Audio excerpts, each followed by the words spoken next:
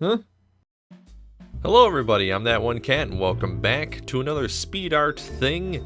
I'm drawing Connor from Detroit Become Human, and this is kind of a weird game for me. I've actually never played it myself, but I watched the Game Grumps play it.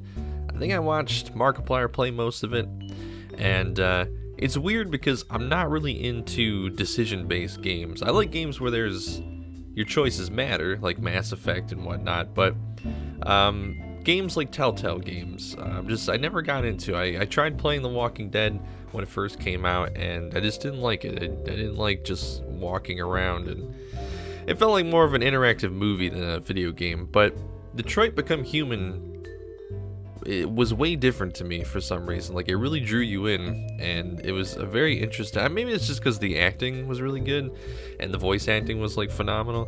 I love the guy. I think it's Brian DeChart, I think. I'm probably saying it wrong, but he's the guy who plays Connor's voice. He has the most soothing voice ever. Like, he seems like such a cool dude too. And I think I just enjoyed watching Connor like navigate these situations and stuff. Because if you don't know, Connor's an android or a synthetic. I don't know what they call it. I think they call them androids.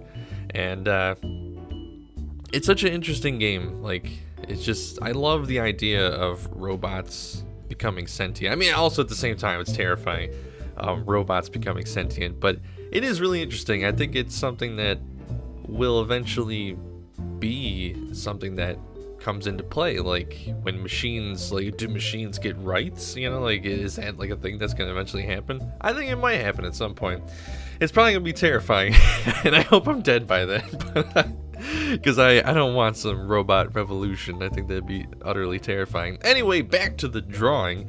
So I mainly did this drawing because I'm trying to work more on my gestures, trying to work more on anatomy and poses and stuff, because a lot of the times my artwork feels kind of stiff, and it doesn't feel like it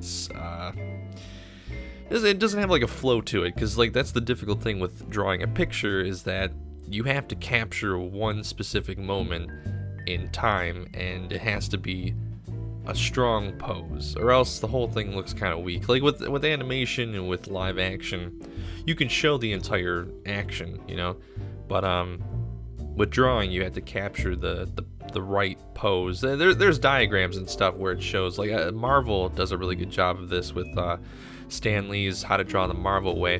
They show a punch being thrown, and they show how, like, you could show the punch when the guy's got his fist cocked back, and you could show the punch where the guy has his fist fully extended to punch, but there's a in-between, there's a frame in between that action that's really good for taking a snapshot, basically. I don't know what the hell I'm talking about. Anyway, I basically just ramble when I draw these things, and hopefully I say something of substance. But if you feel like your artwork is stiff and it's just not looking very lifelike, check out gesture drawing. Gesture is super important, and I think my artwork has definitely improved a lot since I started doing it. I wanted to show him flipping a coin, which the hand pose is kind of tricky, because like I'm still kind of new to drawing hands, and it just looks like he's sort of pointing, like he's doing like some sort of Fonzie thing. But I tried to show like some action lines to give the coin some movement to it. I just realized that I didn't draw his RK800. I think that's what it is, his like model number. I forgot to draw that. I'm sorry. I draw things really fast, and I think I need to slow down and like really look at the details and stuff, because there's a lot of times when I realize I missed something, and I need to revise my stuff more. But yeah, I forgot to draw that. I think it's RK800. I think that's his model number. I don't remember. But it's an awesome game. Even if you aren't into decision-based stuff, definitely check it out. It's only for PS4, which kind of sucks. That's the only reason why I never got it, is because I don't have a PS4. But it's an awesome game, and I love the voice acting. Like, the characters are so interesting. Even if it's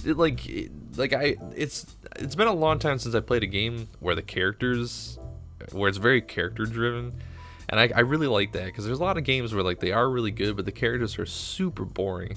Like, a lot of role-playing games are like that, where like the characters are just so cliche and just blah, but I think what makes a game good is when you really care about the characters. It's like a TV show. Like, if the characters are good, it doesn't matter if the plot is bad or if the setting is bad or the, you know, anything like that is bad. Like, as long as the characters are interesting, I think it can really carry the thing. But I mean, the story is interesting in Detroit. Like, don't get me wrong. It's a really cool setting. It's something that I think could possibly happen in the future.